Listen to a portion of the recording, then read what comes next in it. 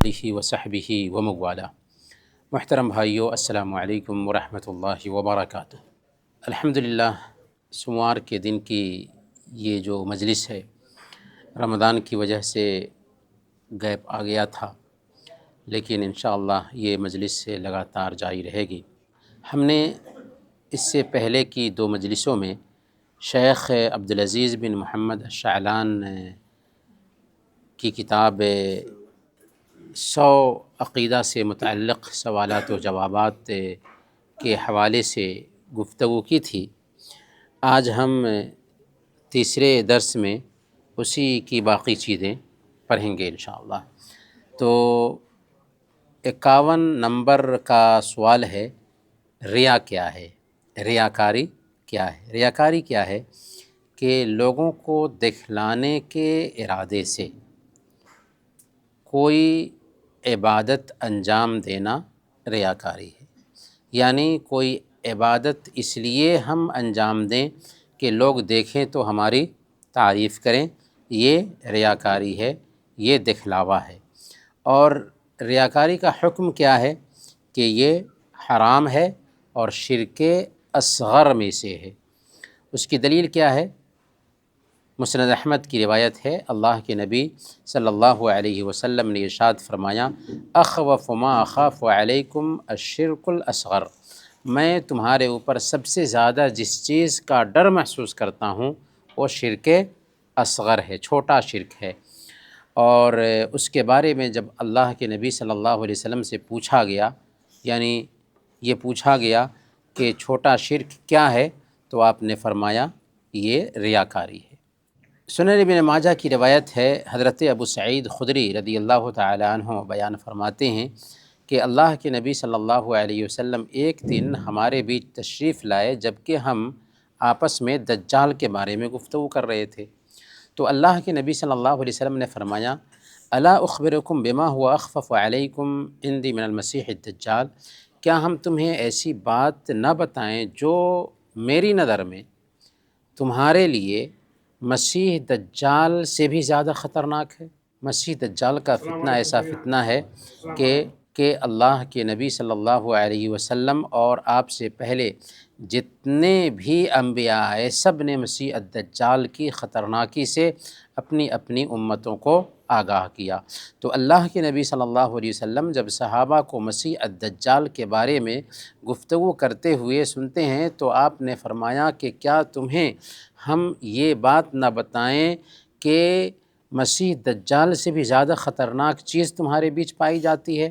اور پھر اللہ کے نبی صلی اللہ علیہ وسلم نے بیان فرمایا کہ یہ ہے کہ ایک انسان نماز ادا کر رہا تھا، کوئی آدمی اس کو دیکھ رہا ہو تو اپنی نماز کو بنانے لگ جائے تاکہ لوگ دیکھیں تو اس کی تعریف کریں۔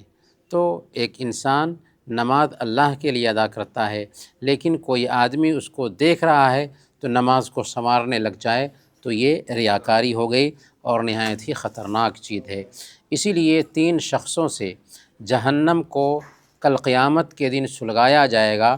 ان میں سے ایک عالم اور قاری ہوگا جس نے اس لیے قرآن پڑھا تھا یا علم حاصل کیا تھا تاکہ قاری کہا جائے، عالم کہا جائے۔ دوسرا داتا ہوگا جس نے خوب خرچ کیا لیکن اس لیے خرچ کیا تھا کہ داتا کہا جائے۔ اور تیسرا شہید ہوگا جو اللہ کے راستے میں شہید ہوا لیکن اس لیے تاکہ بہادر کہا جائے۔ تو ایسے 3 لوگوں سے جہنم کو سلگایا جائے گا۔ اس سے ہم سمجھ سکتے ہیں کہ ریاکاری کی کتنی سخت وعید ہے۔ اسی لیے کل قیامت کے دن جب اللہ تعالیٰ لوگوں کو ان کے اعمال کا بدلہ دے گا تو ریاکاروں سے کہے گا، انظروا الی الذین کنتم تراؤون فی الدنیا هل تجدون عندهم جزاء، کہ جاؤ دیکھو دنیا میں جن کو دکھلانے کے لیے تم نیکی کا کام کرتے تھے ان کے پاس کیا ان نیکی کے کاموں کا بدلہ پاتے ہو؟ اور ظاہر سی بات ہے کہ اس دن کہاں سے اس کے پاس اس کا بدلہ پائیں گے۔ ایک آدمی کو چاہیے کہ اللہ تعالیٰ کی نگرانی کو اپنے اوپر طاری رکھے کہ اللہ تعالیٰ جہاں کوئی نہیں ہوتا وہاں بھی اس کو دیکھ رہا ہوتا ہے، جان رہا ہوتا ہے، اس کی ایک ایک حرکت سے آگاہ ہوتا ہے۔ تو آخر ایک انسان جب اللہ کی نگرانی میں ہے تو کسی دوسرے سے کیوں امید باندھے کہ وہ دیکھ کر کے اس کو اچھا سمجھے گا۔ اسی طریقے سے ایک آدمی کو چاہیے کہ اپنے اس عمل کے انجام پر غور کرے، اور ابھی ہم نے جان لیا کہ ریاکاری کا کیا انجام ہے۔ اسی طریقے سے ایک آدمی کو یہ بھی چاہیے کہ عمل کو اکیلے میں انجام دینے کی کوشش کرے، اور عمل کو جو نیکی کا کام ہے اسے چھپانے کی کوشش کرے۔ اگر ہم عمل کو چھپاتے ہیں، نیکی کے کام کو چھپاتے ہیں، تو آسانی سے ہم ریاکاری یا دکھلاوے کی اس بیماری سے نجات پا جائیں گے۔ امام زین العابدین کے بارے میں آتا ہے کہ مدینہ کے تھے، اور مدینہ کے 100 گھر کی کفالت کرتے تھے، 100 بیواؤں اور مسکینوں کی کفالت کرتے تھے، اور ان مسکینوں اور بیواؤں کو پتہ نہیں چل پاتا تھا کہ یہ کون ہیں جو ہماری کفالت کرتے ہیں، کیونکہ رات میں غلے وغیرہ ڈال کر کے ان کے گھر میں آ جاتے تھے۔ جب امام زین العابدین کی وفات ہوئی اور ان تک غلے نہیں پہنچے، تب سمجھ میں آیا کہ یہ امام زین العابدین تھے جو ان کی کفالت کیا کرتے تھے۔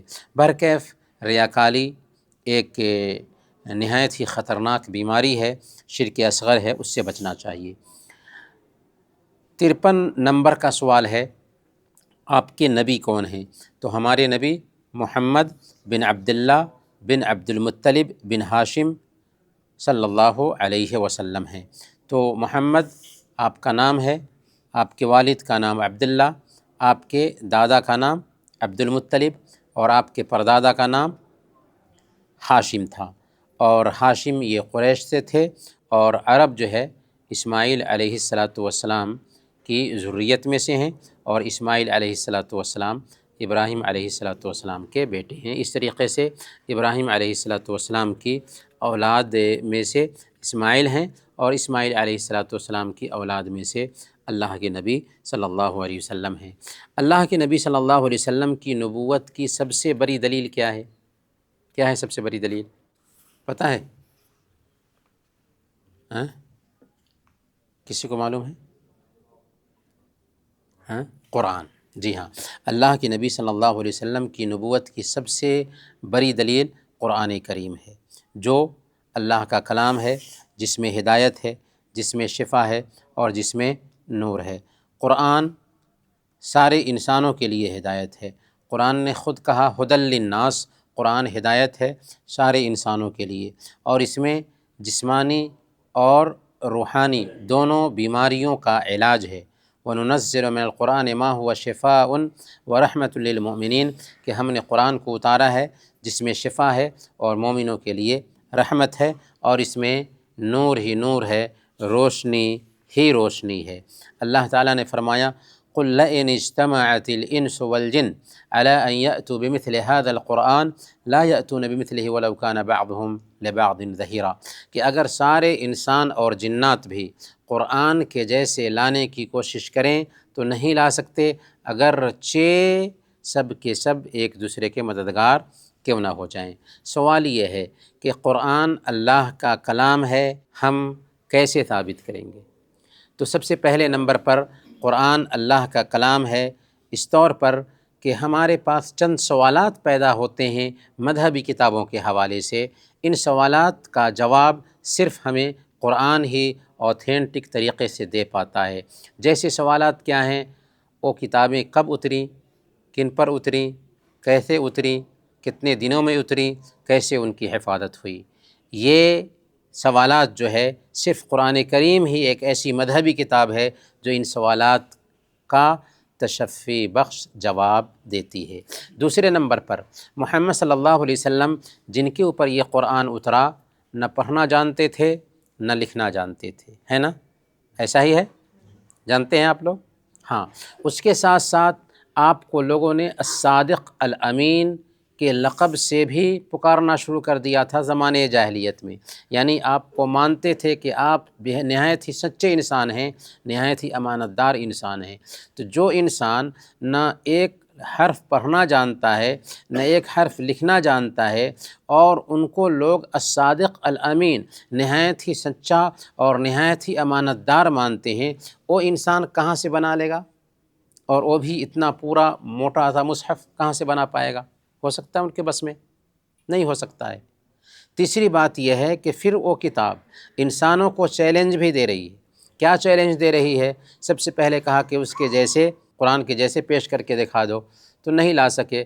کہا کہ 10 صورتیں ہی پیش کر کے دکھا دو، نہیں لا سکے۔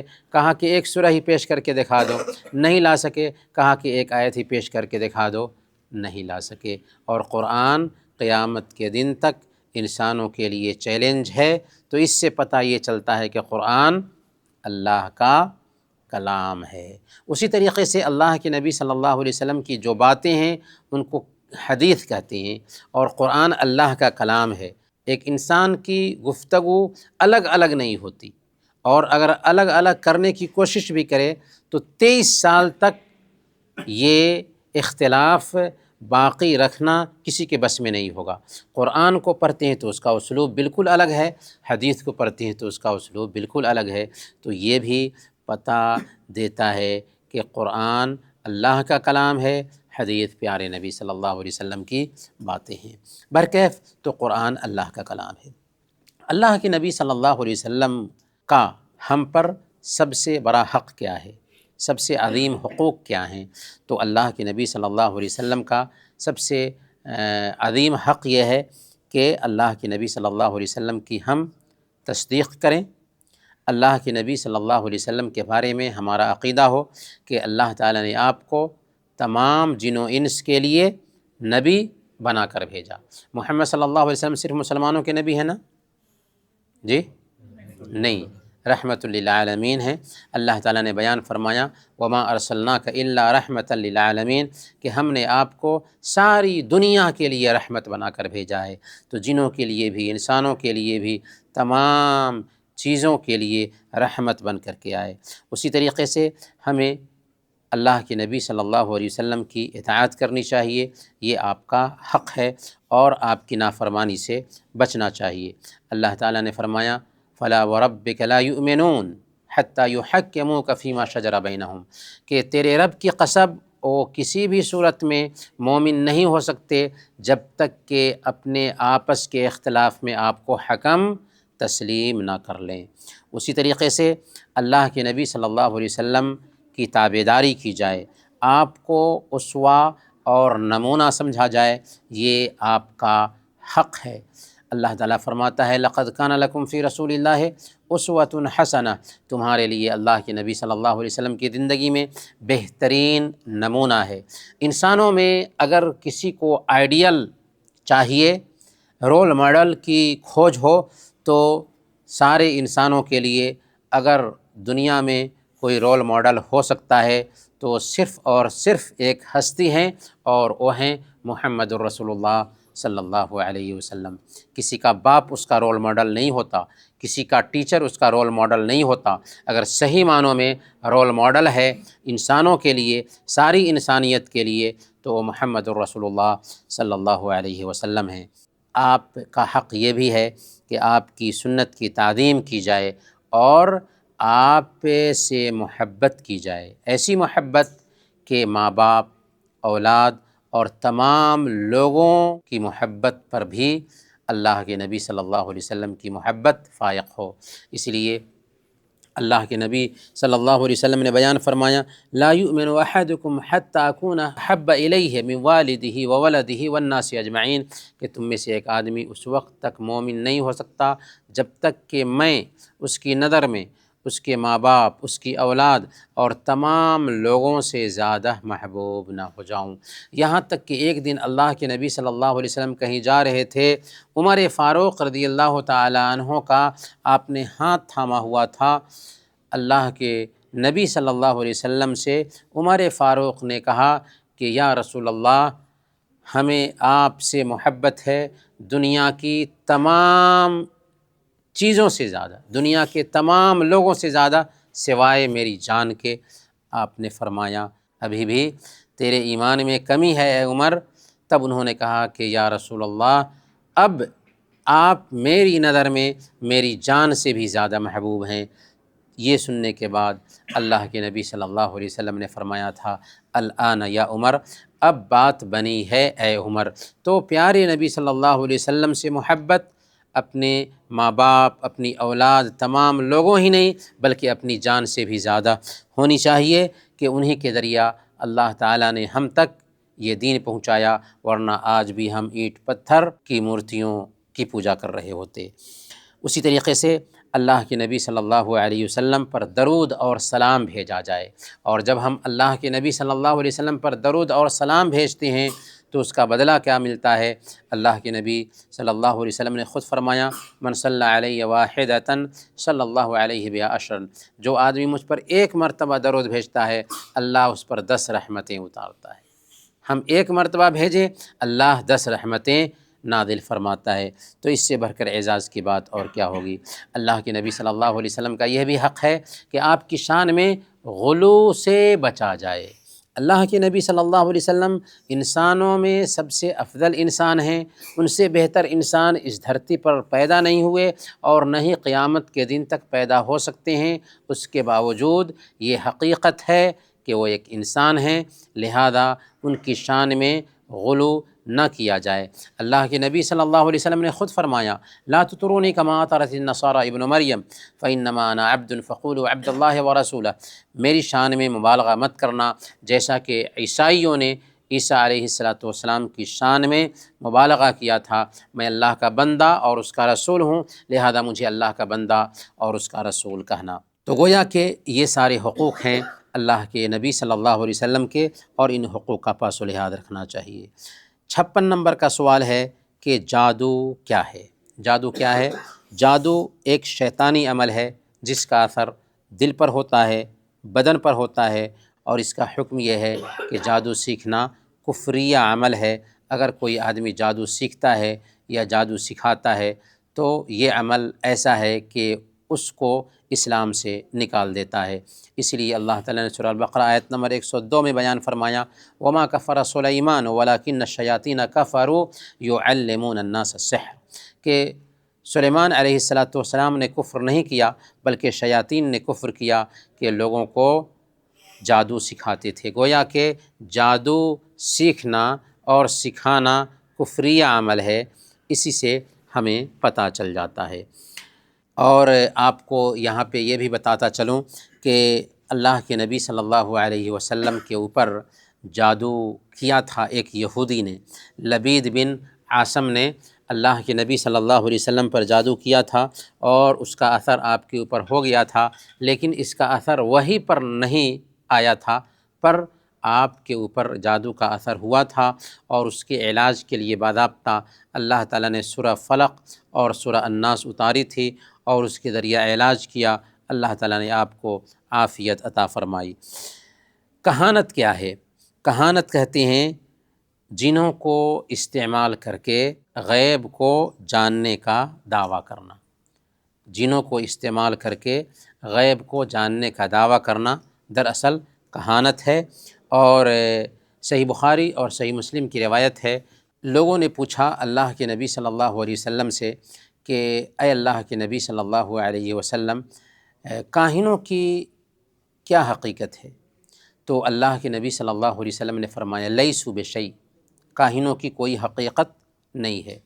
تو لوگوں نے پوچھا کہ کبھی کبھار وہ کوئی بات کہتے ہیں تو وہ بات سچ ثابت ہو جاتی ہے، تو اللہ کے نبی صلی اللہ علیہ وسلم نے فرمایا، تلک الکلمۃ من الحق یخطفها الجن فیقرها فی اذن ولیہ قر الدجاجہ فیخلطون فیہا اکثر من 100 کذبہ، کہ یہ جو حق بات ہے، سچ بات ہے، جو اس سے ظاہر ہو رہی ہوتی ہے، یہ کہاں سے آتی ہے؟ اللہ کے نبی صلی اللہ علیہ وسلم نے اس کی حقیقت بیان فرمائی کہ یہ جو حق بات ہے، جنی اسے اچک لیتا ہے اور پھر اپنے کاہن اور نجومی کے کان میں اسے ڈال دیتا ہے، اسی طریقے سے جیسے مرغی کرکراتی ہے اور پھر وہ اس میں 100 جھوٹ ملا کر کے دوسروں کو بتایا کرتا ہے۔ یعنی جب اللہ تعالیٰ کوئی فیصلہ فرماتا ہے تو فرشتے اس کو سنتے ہیں، اور پھر آسمانی دنیا تک وہ بات آتی ہے، جنات تہ بتہ آسمان تک پہنچتے ہیں تاکہ اللہ تعالیٰ نے جو فیصلہ کیا تھا اس کو سن سکیں۔ اس میں سے کچھ باتیں جو فرشتوں کے بیچ گردش کر رہی ہوتی ہے یہ جنات سن لیتے ہیں اور اپنے آقاؤں کو یعنی کاہنوں اور نجومیوں کو آ کر کے بتا دیتے ہیں۔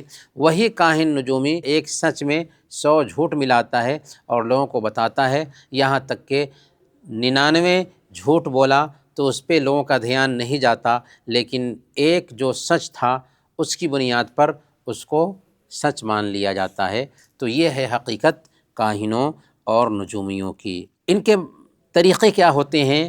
یہ سب سے پہلے ستاروں کے ذریعہ غیب کی جانکاری کا دعویٰ کرتے ہیں، کبھی کبھار ہاتھ کو دیکھ کر کے غیب بتانے کا دعویٰ کرتے ہیں کہ آپ کی شادی فلاں تاریخ کو ہوگی، آپ کو اتنے بچے ہوں گے، آپ کے ساتھ یہ ہونے والا ہے، ہاتھ دیکھ کر کے فیصلہ کرتے ہیں۔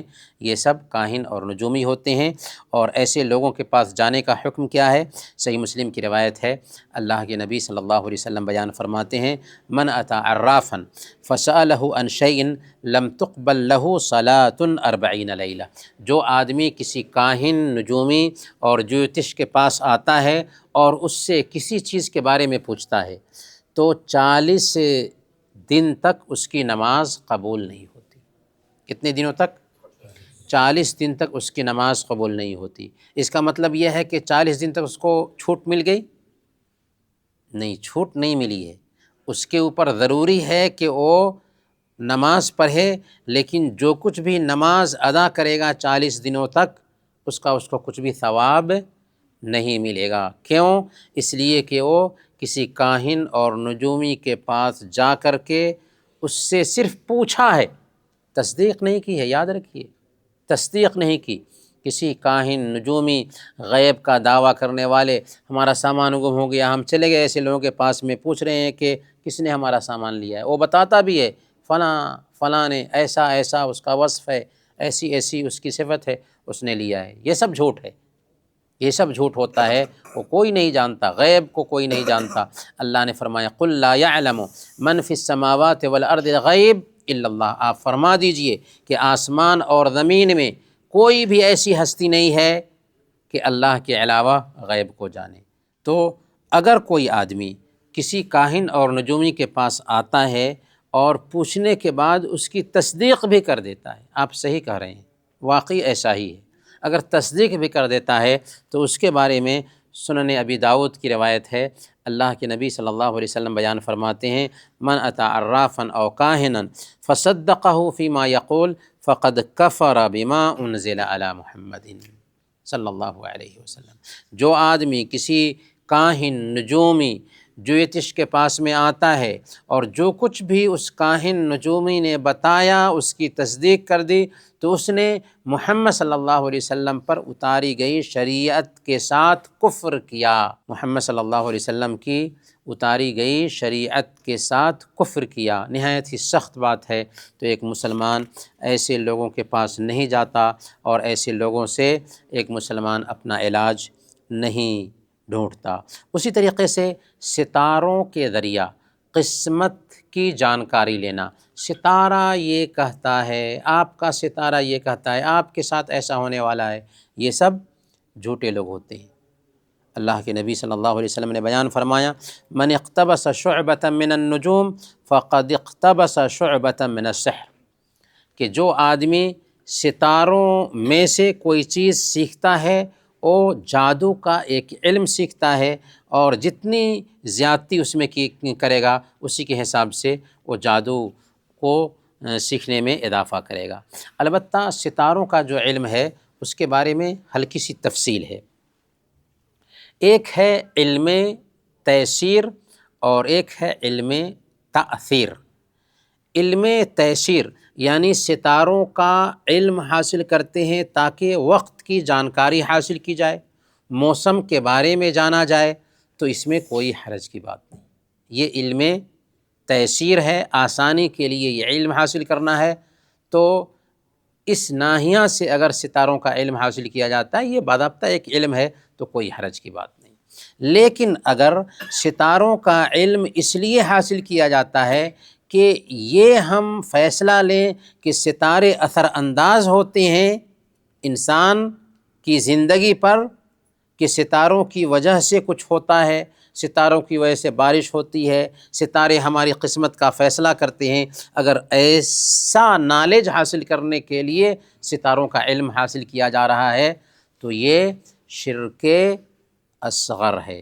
اگر کوئی انسان یہ سمجھ لیتا ہے کہ ستارے ہی قسمت کا فیصلہ کرتے ہیں تو یہ تو شرک اکبر ہو جائے گا۔ لیکن اگر کوئی آدمی یہ سمجھتا ہے کہ ستارے تو قسمت کا فیصلہ نہیں کرتے، البتہ ستارے سبب بنتے ہیں، اللہ تعالیٰ ہی کرتا ہے پر ستارے سبب بنتے ہیں۔ جیسے کوئی آدمی یہ کہتا ہے کہ نچھتر برسا ہے، بارش ہوئی تو نچھتر برسا ہے۔ صحیح بخاری اور صحیح مسلم کی روایت ہے، حضرت زید بن خالد الجہنی رضی اللہ تعالیٰ عنہ بیان فرماتے ہیں کہ ہم لوگ صحابہ کرام کے ساتھ حدیبیہ میں تھے، 1400 صحابہ کے ساتھ اللہ کے نبی صلی اللہ علیہ وسلم حدیبیہ میں ٹھہرے ہوئے تھے۔ فجر کی نماز اللہ کے نبی صلی اللہ علیہ وسلم نے ادا فرمائی تو فجر کے بعد آپ نے کہا کہ آج کی رات تمہارے رب نے کہا ہے کہ میرے بندوں میں سے کچھ لوگوں نے ایمان کی حالت میں صبح کیا اور کچھ لوگوں نے کفر کرتے ہوئے صبح کیا۔ جن لوگوں نے کہا کہ اللہ کے فضل اور اس کی رحمت سے بارش ہوئی ہے وہ ستاروں کا انکار کرنے والے ٹھہرے، اللہ پر ایمان لانے والے ٹھہرے، اور جنہوں نے کہا کہ فلاں نچھتر برسا ہے وہ اللہ کے ساتھ کفر کرنے والے ٹھہرے، ستاروں پر ایمان لانے والے ٹھہرے۔ تو اگر ہم کہتے ہیں کہ بارش میں فلاں ستارہ برسا ہے، فلاں نچھتر برسا ہے تو یہ بھی کیا ہو جائے گا؟ شرکیہ عمل ہو جائے گا۔ اگر صرف سبب مانے تو اگر ہم سمجھیں کہ وہی ستارے اثر انداز ہوتے ہیں تو یہ تو شرک ہو جائے گا اور وہ بڑا شرک ہوگا۔ جو آخری سوال ہے اسی پہ ہم اپنی بات ختم کریں گے اور وہ ہے تعویذ گنڈے۔ تعویذ گنڈے پہننا اس کا کیا حکم ہے؟ یہ بھی شرک اصغر ہے۔ اگر کوئی آدمی یہ سمجھتا ہے کہ تعویذ ہی ٹھیک کرتی ہے، تعویذ ہی نفع اور نقصان پہنچاتی ہے تو یہ شرک اصغر نہیں ہوگا بلکہ شرک اکبر ہو جائے گا۔ لیکن ایک بندہ سمجھتا ہے کہ یہ سبب ہے، اگر ہم ایسا کر لیں گے تو ہماری بیماری ٹھیک ہو جائے گی، اگر تعویذ کو سبب سمجھتا ہے تو یہ شرک اصغر ہے۔ اللہ کے نبی صلی اللہ علیہ وسلم نے بیان فرمایا، مسند احمد کی روایت ہے اور علامہ البانی نے اسے صحیح کہا ہے، من علق تمیمۃ فقد اشرک، جس نے تعویذ لٹکایا اس نے شرک کیا۔ یہ بات کس نے کہی؟ میں اپنی طرف سے کہہ رہا ہوں۔ اللہ کے نبی صلی اللہ علیہ وسلم نے فرمایا، من علق تمیمۃ فقد اشرک، جس نے تعویذ لٹکائی اس نے شرک کیا۔ تو گویا کہ تعویذ لٹکانا شرکیہ عمل ہے، تعویذ لٹکانے سے بچنا چاہیے۔ اگر اس کے اندر قرآنی آیات لکھی گئی ہیں تو نصوص جو ہیں وہ عام ہیں، سد ذریعہ کے طور پر بھی، کہ اگر کوئی آدمی قرآنی تعویذ پہنتا ہے تو غیر قرآنی تعویذ کا دروازہ کھلے گا، اس لیے بھی جائز نہیں، اور اس لیے بھی جائز نہیں کہ اس کی بے حرمتی ہوتی ہے۔ ہاں، اس کا آپشن کیا ہے؟ اس کا آپشن یہ ہے کہ ہم دم کریں۔ دم کرنا اللہ کے نبی صلی اللہ علیہ وسلم سے ثابت ہے، خود آپ نے دم کیا ہے اور دم کرنے کا حکم بھی دیا ہے۔ قرآنی آیات کے ذریعہ دم کر کے جس کو شکایت ہے اس پہ دم کیا جا سکتا ہے اور دم کرنا جائز ہے۔ صحیح مسلم کی روایت ہے، اللہ کے نبی صلی اللہ علیہ وسلم نے بیان فرمایا، لا بأس بالرقیٰ ما لم تکن شرکا، کہ دم کرنے میں کوئی حرج کی بات نہیں ہے بشرطے کہ شرکیہ دم نہ ہو۔ تو شرکیہ دم نہیں ہے تو کوئی حرج کی بات نہیں ہے، البتہ دم کرنا بھی چند شرطوں کے ساتھ جائز ہے۔ پہلی شرط یہ ہے کہ شرکیہ عمل سے وہ دم خالی ہو۔ دوسری شرط یہ ہے کہ اس دم کے حوالے سے یہ عقیدہ نہ رکھا جائے کہ بذات خود وہ دم شفا دینے والا ہے یا بذات خود وہ مؤثر ہے، بلکہ اثر ڈالنے والا اللہ تعالیٰ ہے، اور یہ دم دراصل سبب بنے گا اللہ کے شفا دینے کا۔ اسی طریقے سے ایک تیسری شرط یہ ہے کہ جو دم کر رہے ہیں دم عربی زبان میں ہو یا ایسے الفاظ میں ہو جس کے معنی سمجھ میں آتے ہیں۔ کچھ لوگ دم کرتے ہیں مجہول الفاظ کے ساتھ، تو مجہول الفاظ کے ساتھ اگر دم کر رہے ہیں تو گویا کہ وہ دم صحیح نہیں ہوگا۔ اور چوتھے نمبر پر جو دم کیا جائے اللہ کے کلام سے ہو یا اس کے ناموں اور اس کی صفتوں کے ذریعہ اگر دم کیا جا رہا ہے تبھی وہ دم صحیح ہوگا۔ تو ان شرطوں کے ساتھ دم کرتے ہیں تو صحیح ہے۔ وصلی اللہ علی نبینا محمد وعلی آلہ وصحبہ اجمعین۔ جزاکم اللہ خیرا۔